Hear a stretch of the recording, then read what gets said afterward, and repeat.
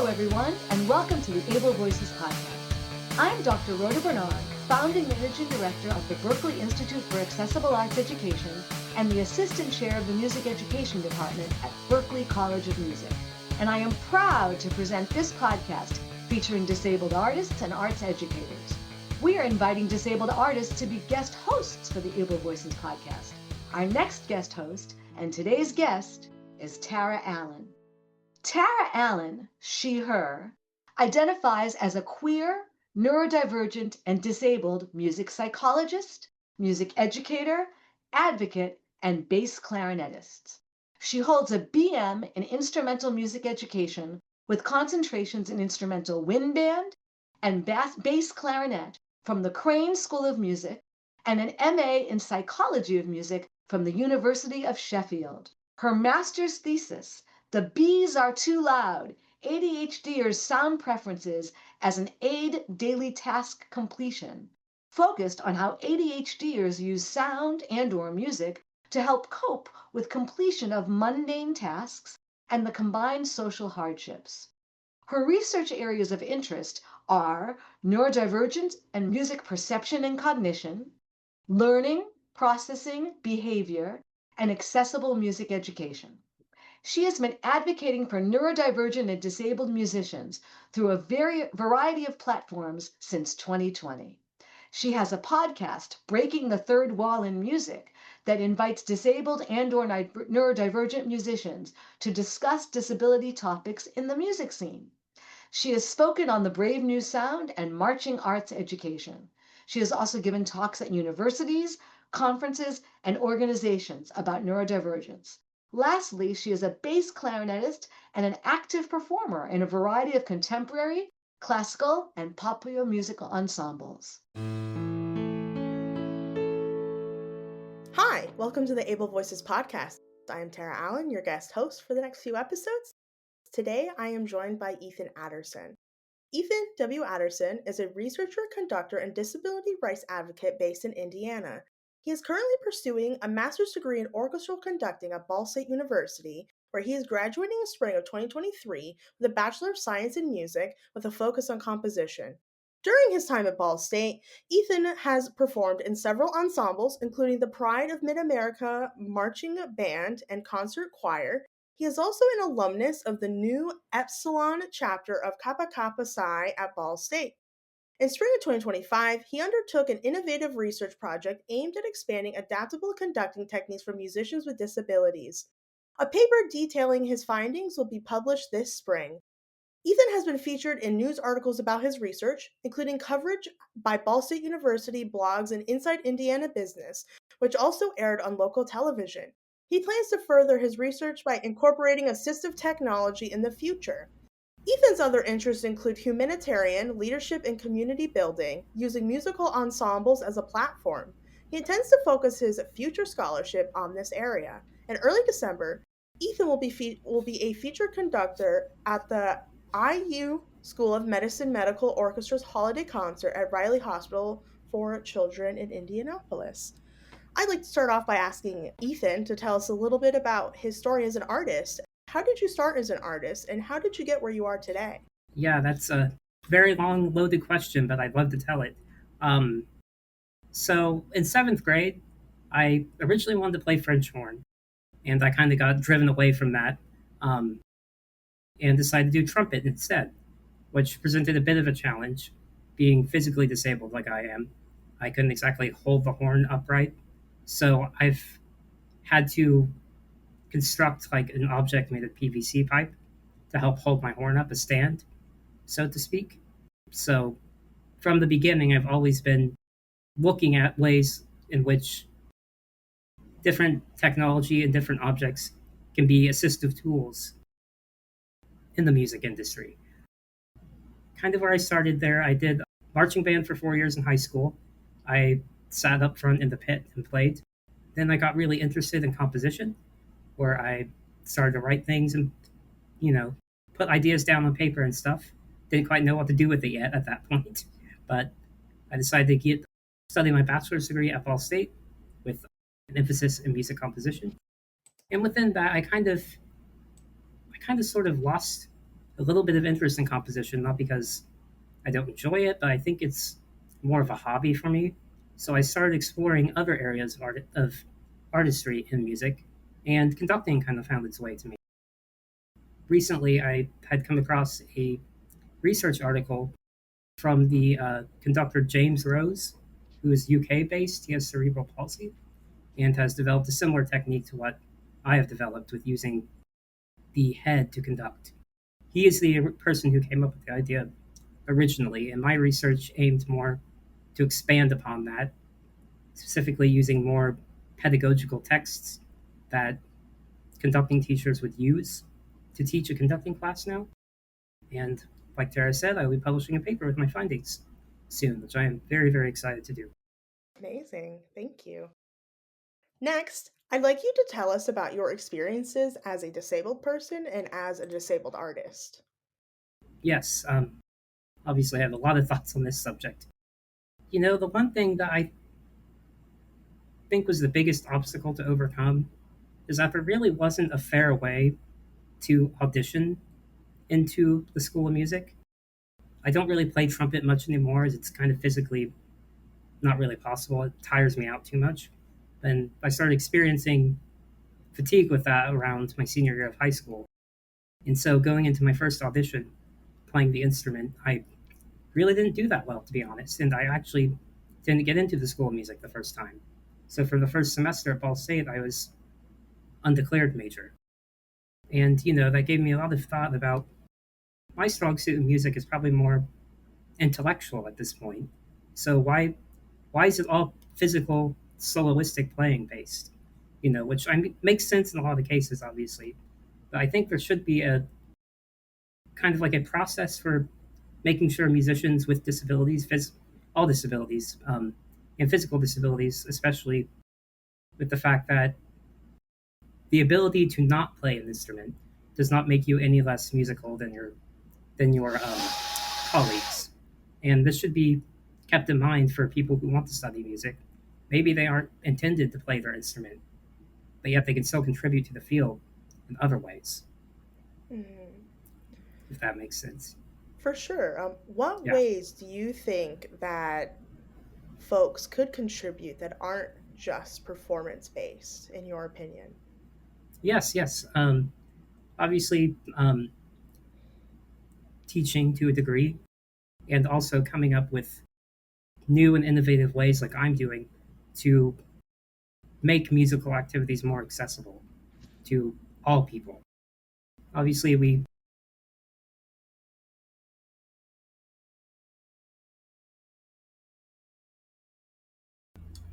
In your opinion, what do you think we could do that isn't just performance based that contributes to the music industry? yes, of course. Well, one of the most important things that comes to mind at the moment is activism within our industry. We have to, we need to make sure that more disabled voices are heard in terms of how we can make the processes for auditioning and or anything else, any other job that somebody would try to get in the music field, is to try the way to make sure that there's a secure process, or there is a process in place for when disabled artists or even disabled musicians who aren't really performers, we have to think about how can we make that process smooth and fair and equal. I think that's something that we really need to work on, and we need to consult disabled people on that specifically. But some of the other ways I think we can contribute, besides being an activist and advocating for a fair audition process, I think that one way I think that we can definitely contribute as disabled musicians who maybe aren't performers so much, the scholarship side of things. Like I said earlier, the research into how we can make the art better for disabled people currently in the field, and for disabled people in the future, and how we can use that scholarship to kind of make more awareness of the inaccessibility in the music field whether that be in a performing type situation or administrative, or you're on an orchestra board or something. Just a way to make sure that disabled people can be more fairly included in the arts, performing arts. For sure. You brought up a little bit earlier about difficulties with the audition process and its inaccessibility. Could you talk a Yeah. little bit more about your personal experience with inaccessible audition processes? Yes. So one of the main things that I feel like I faced with the audition, number one, heavily it was too heavily placed on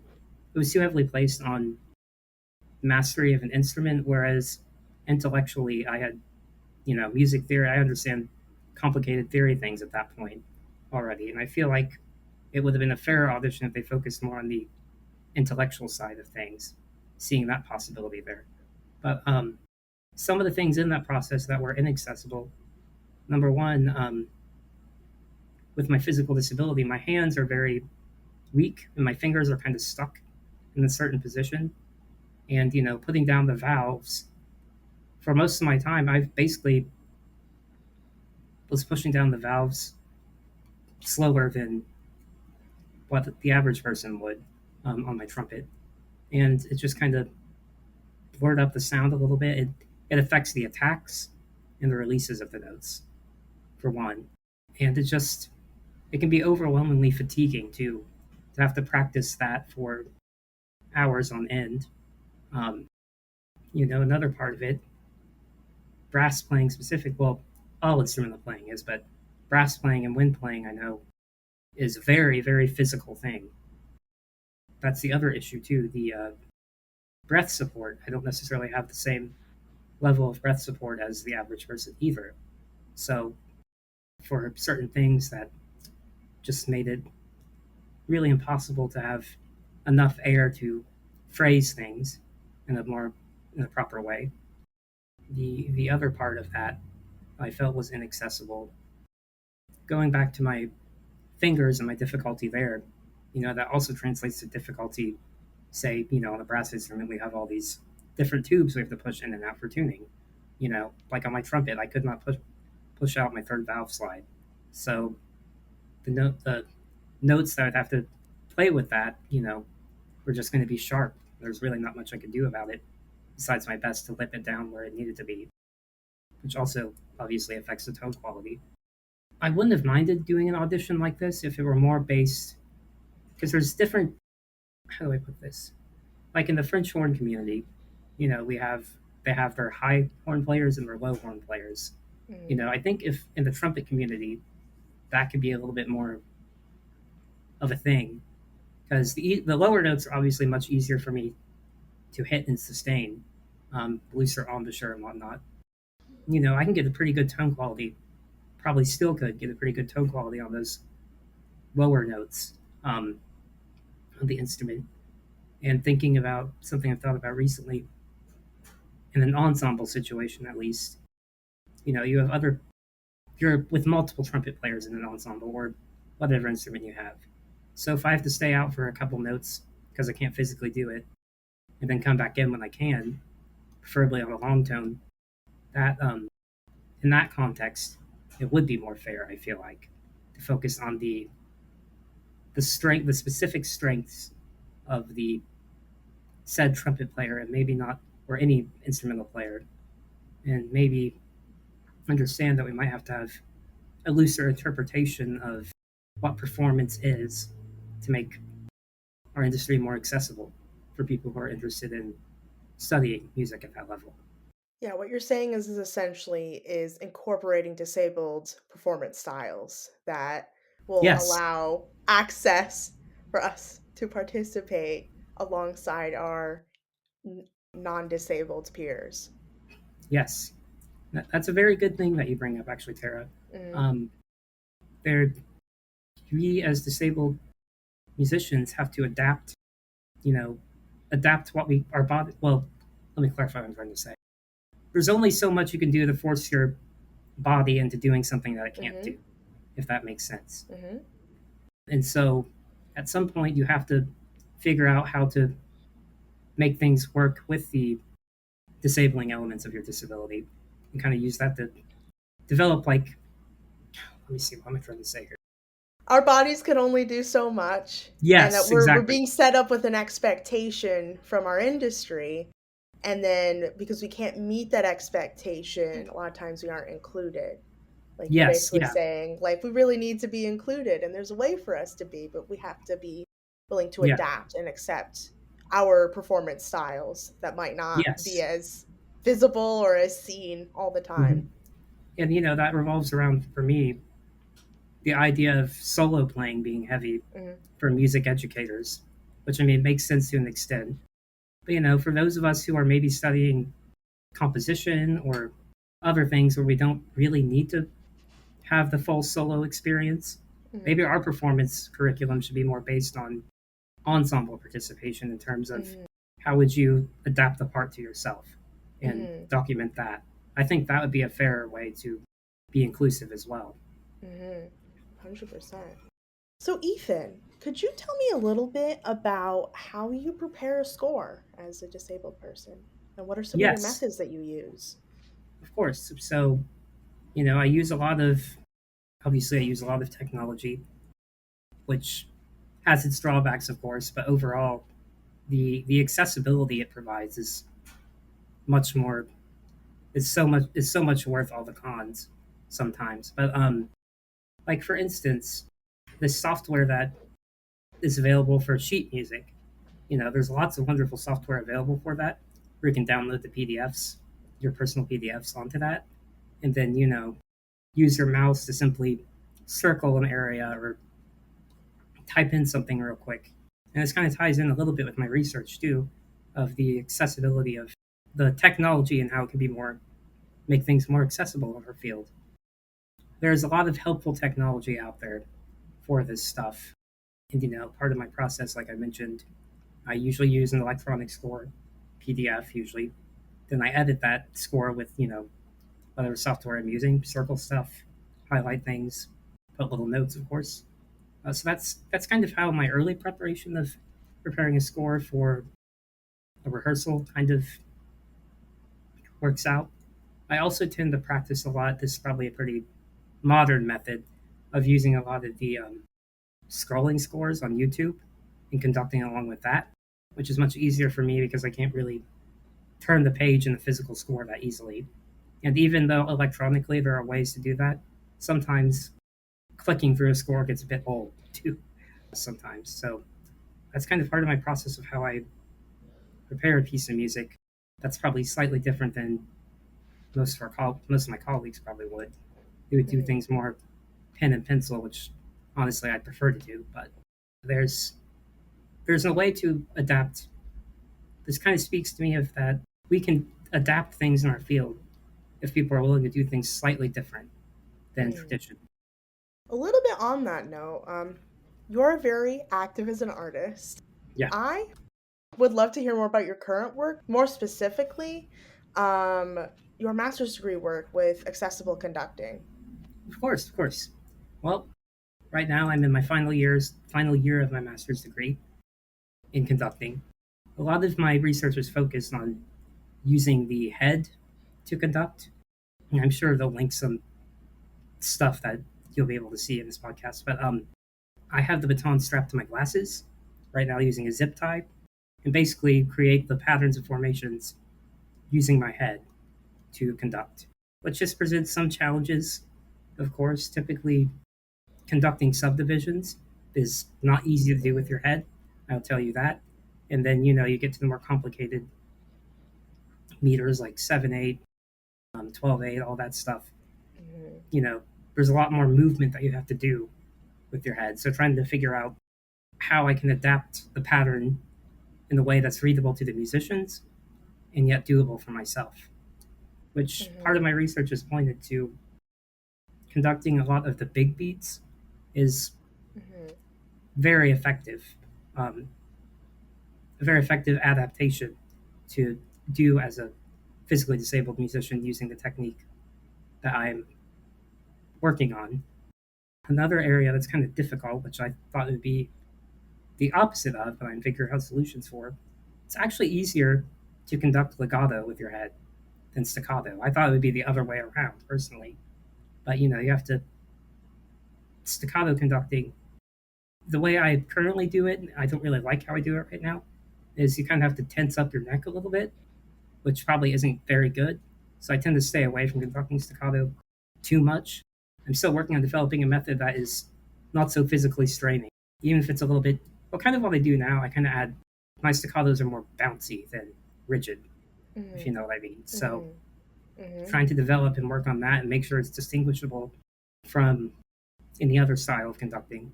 That's one area I'd like to really focus on and improve on in my own work. The conducting of accents and marcato, that is pretty. You have to be careful with that because bigger motions. You don't want to hurt your neck too much. So I try not to use. That's the other part of which I'm going to be talking with some medical professionals soon, too, to get before I publish my paper about what are the risks involved with conducting with your head. You have to be aware that you don't overdo things, even if the music pushes you to. If that, and so that's one thing that you really have to consider is how your pattern is, how wide your pattern is, and how conducting in a certain way might be harmful to an extent too. Maybe harmful is not the word I want to use, but how you have to be aware of that. There are risks involved with that too, and you have to be able to make sure you're conducting in a proper way that isn't too straining on your neck. Which I say proper way, the style I do, the method I'm using, there needs to become. I'm wanting a standardized version of that to an extent. Obviously, all conducting is a little different, and all conductors are a little different. And my plan would be that pedagogical framework would be able to be adapted to individual student needs. The other interesting thing I've come to find out, which we all know, as those of us who are conductors, the use of facial expression becomes really important in this aspect, in this type of style of conducting. And sometimes you can even get away without even conducting anything, simply just making the facial expression tells them exactly what to do. And that leads me to another point of that.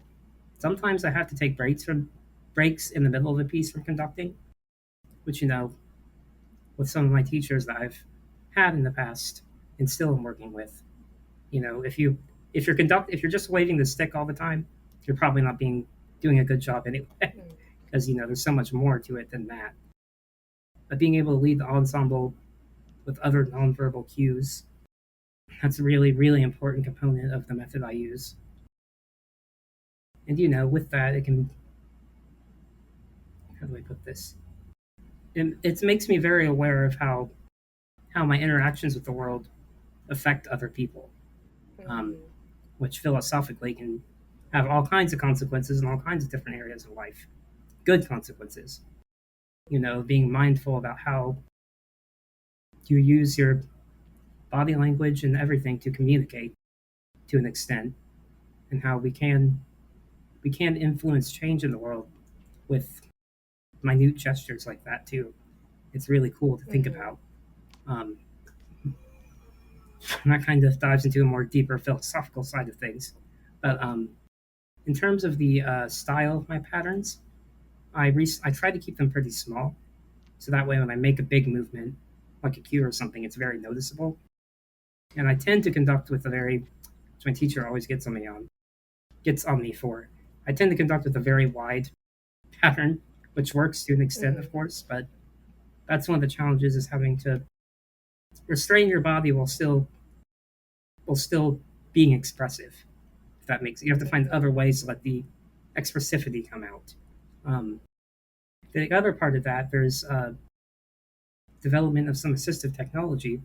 This is another part to my research project that is kind of being done separately from the rest of this. Right now, I'm currently about to work with some people, computer tech staff and people here at Ball State and IU to create an electronic way of conducting, if that makes sense. So, for instance, there would be like a computer screen, and there's a little white dot on the said screen, and you move that dot in the way of whatever pattern you want. So you could do it in the formation of a 3 pattern, 4 pattern. And you do this via touchpad or mouse or whatever the person is most comfortable using. And that can make it so that, simply the tap of a finger, you can conduct an ensemble. And that would be a great way to make things more accessible. And to explain this better, the screen would be facing toward the ensemble with the pattern playing out on there based on how the person inputs it through however they input it, whatever way they it's best for them to input that. So that's another thing I'm really excited to get working on and get developed. And I hope in the next, at least within the next 5 years or so, there'll be a pretty substantially made, there'll be a pretty good, I'm hoping that we will have a good active working product and not just a prototype. Which again, this is something that's kind of taken, because it's such a big project in itself, it's kind of become separate from my master's work. And so my master's work again is focused more on the head conducting method and all of that. But I really look forward to seeing where that goes too, because that can make conducting again more accessible to so many different people.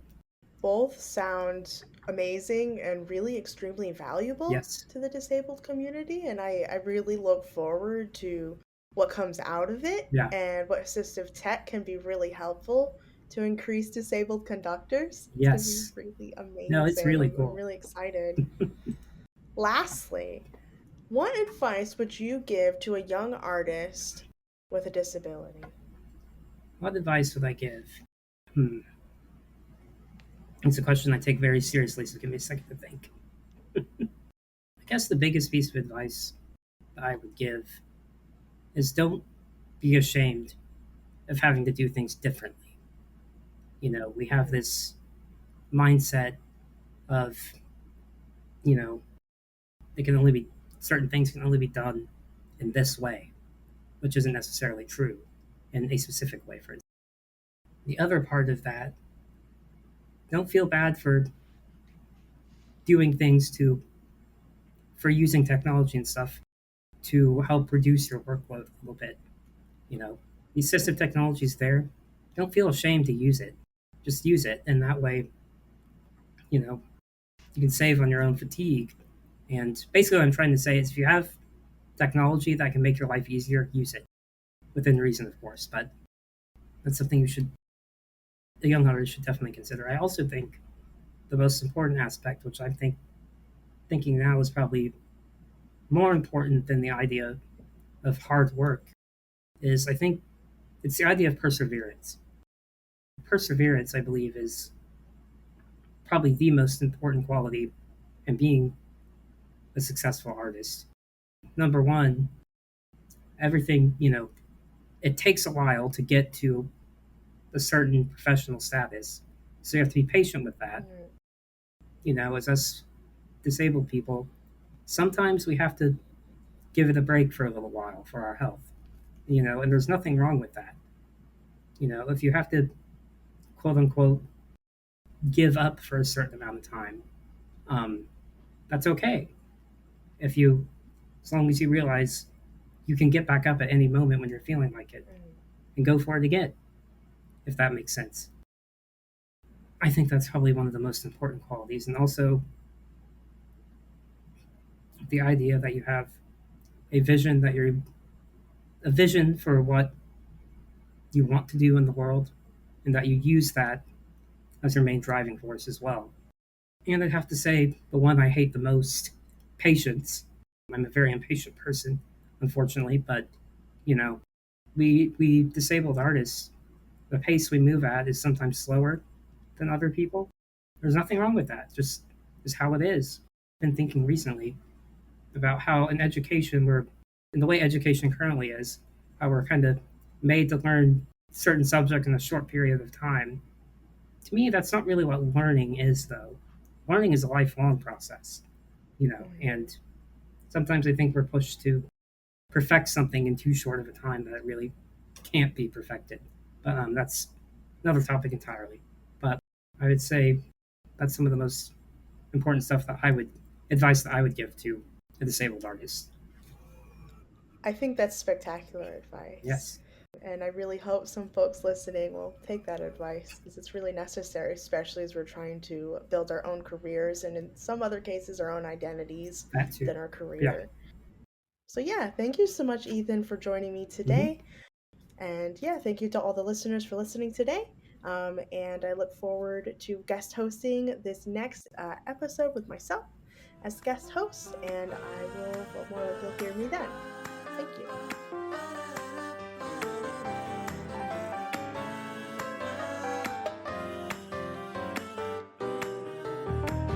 Able Voices is a production of the Berklee Institute for Accessible Arts Education, led by me, Dr. Rhoda Bernard, the founding managing director. It is produced by Daniel Martinez del Campo. The intro music is by Kai Levin, and our closing song is by Sebastian Batista. Kai and Sebastian are students in the arts education programs at the Berklee Institute for Accessible Arts Education. If you would like to learn more about our work, find us online at berkeley.edu/BIAAE or email us at BIAAE@berkeley, that's LEE.edu.